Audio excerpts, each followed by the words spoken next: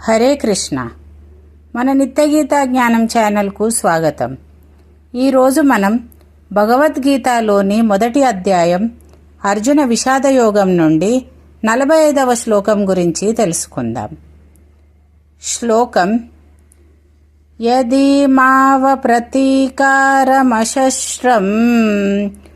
శస్త్రపానయః ధార్తరాష్ట్రారణే హన్యో స్తన్మే క్షేమతరం భవేత్.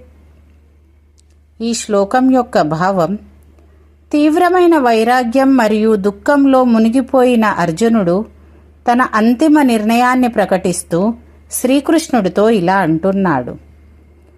ఆయుధాలు చేతబూనిన ధృతరాష్ట్రుడి కుమారులు యుద్ధభూమిలో ఏ విధమైన ప్రతిఘటన చేయకుండా, ఆయుధాలు కూడా లేకుండా ప్రశాంతంగా కూర్చున్న నన్ను చంపేసినా సరే అది నా పాలిట ఎంతో శ్రేయస్కరము అని నేను భావిస్తున్నాను.